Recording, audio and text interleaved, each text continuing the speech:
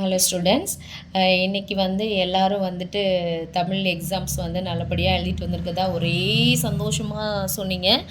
So இன்றைக்கி 2023-24க்கான தமிழ் பொதுத் தேர்வு இந்த மொழி பாடத்தை இன்றைக்கி நம்ம அரசானது இன்றைக்கி நடத்தியிருக்கிறாங்க.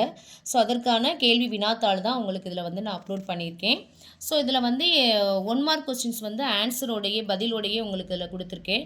ஸோ நம்ம ஸ்டூடெண்ட்ஸ் எல்லாருமே 10th ஸ்டூடெண்ட்ஸ் எல்லாருமே கரெக்டாக எழுதிட்டு வந்திருக்கிறீங்க கொஸ்டின்ஸ்க்கு. ஸோ ஃபஸ்ட்டு கொஸ்டினுக்கான ஆன்சர் பாடல் கேட்டவர், 2வது உவமை தொகை, 3 வானத்தையும் புகழையும், 4 தாளாண்மை வேளாண்மை, 5 அறியா வினா சுட்டுவிடை, 6 குழந்தையே வா, 7 குறிஞ்சி மருதம் நெய்தல் நிலங்கள், 8 கைமாறு கருதாமல் அறம் செய்வது, 9 காசி நகரத்தின் பெருமையை பாடும் நூல், 10 சங்க காலத்தில் மொழிபெயர்ப்பு இருந்தது, 11 மலேசியா, 12 முல்லைப்பாட்டு, 13 அகன்ற உலகம், 14 உரிச்சொல் தொடர், 15 நப்பூதனார். ஸோ 1 மார்க்கை பொறுத்த வரைக்கும் 15 விடைகளையுமே மிகச்சரியாக எல்லாருமே மிகச்சரியாக எழுதிட்டு வந்திருக்கீங்க. அது வரைக்கும் ரொம்ப சந்தோஷம்.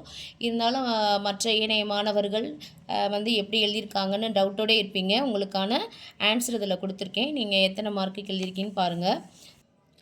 அடுத்ததாக 2 மார்க்குக்கான கேள்வி, 4 விடைகள் மட்டும் 4 வினாக்களுக்கு மட்டும் பதில் சொல்லணும். 16, 17க்கானது உங்களுக்கு தெரியும். அடுத்தது 18வது கேள்வி, வறுமையிலும் படிப்பின், 19 பெரிய கத்தி இரும்பு ஈட்டி உழைத்ததால் கிடைத்த ஊதியம், இதை நம்ம எழுதணும். அடுத்ததாக முயற்சி திருக்குறள் நமக்கு அடுத்ததாக 2 மார்க்கு 5 வினாக்களுக்கு நம்ம நல்லாவே படித்து எழுதின கேள்வி தான். ஸோ இரு சொற்களை பயன்படுத்தி கொடு கோடு அளவுகோல் கொடு கோடு வரைய வேண்டும், இல்லைனா கோடு வரைய அளவுகோல் கொடு, எப்படி வேணாலும் நம்ம எழுதலாம்.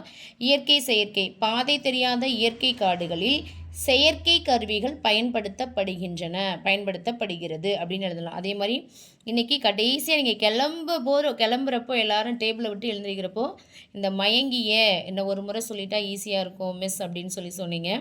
ஸோ இந்த பகுபத உறுப்பிலக்கணம் நீங்கள் கிளம்பும் பொழுது எடுத்த கிளாஸு. ஸோ எல்லாருமே நல்லா எழுதிட்டு வந்திருக்கதா சொன்னீங்க. அடுத்ததாக 25 கலைச்சொற்கள், பயோடெக்னாலஜினா உயிரி தொழில்நுட்பம், மித்னா தொன்மம்.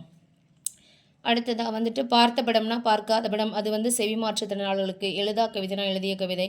ஸோ 26, 27, 28 படித்த கேள்விகள் தான். ஸோ அடுத்ததாக 3 மதிப்பெண்களுக்கான கேள்வி, எவையேனும் 2 வினாக்கள், 29. அடுத்ததாக 30வது கேள்வி 31. அப்புறம் அடுத்ததாக ஸோ 2 எவையேனும் 2 வினாக்களுக்கு. ஸோ 31, 33, 34 தென்னன் மகளே அன்னை மொழியை பாடல் முதல் பாடல் உங்களுக்கு கேட்டிருக்காங்க. அடுத்ததாக வாளால் அறுத்து சுடினும் அந்த திருமொழி பாடல் கொடுத்துருக்காங்க. எல்லாருமே அன்னை மொழி பாடலில் தான் சூஸ் பண்ணி எழுதியிருக்கீங்க அப்படின்னு சொன்னீங்க, ரொம்ப சந்தோஷம். அடுத்ததாக 3 மதிப்பெண்களுக்கானது, ஓகே, அறிந்தது அறியாதது. இந்த கேள்வி அதிகமாக கேட்க மாட்டாங்க, இருந்தாலும் நீங்கள் இதை படித்தே வச்சுருந்தீங்க, அதே ரிவிஷன் கொடுத்துருந்தோம். ஸோ இதற்கான கேள்வியும் நீங்கள் எழுதிட்டு வந்திருக்கிறீங்க, இந்த கேள்வியும் அட்டன் பண்ணிட்டு வந்திருக்கீங்க.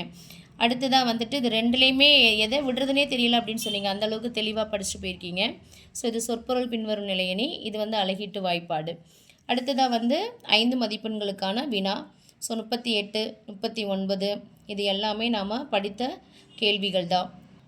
அடுத்ததாக காட்சியை கண்டு கவினுரை எழுதுக, எல்லாமே நம்ம படித்தது தான். அடுத்தது 41வது கேள்வி, 42. ஸோ மொழிபெயர்க்கவும் நம்ம புக்கில் உள்ளதே தான் வந்திருக்குது. ஸோ இது செவி மாற்றுத்திறனாளர்களுக்கான மாற்று வினா கொடுத்துருக்குறாங்க. அடுத்ததாக 8 மார்க்குக்கான வினாக்கள் கொடுத்துருக்குறாங்க. எல்லாமே நாம் சுலபமான கேள்விகள் தான் கேட்டிருக்காங்க. ஸோ இந்த ஆண்டு நல்லா படித்து தேர்வு தயாராக இருந்த மாணவர்களுக்கு ஈஸியாக கொஸ்டின்ஸ் இருந்தது.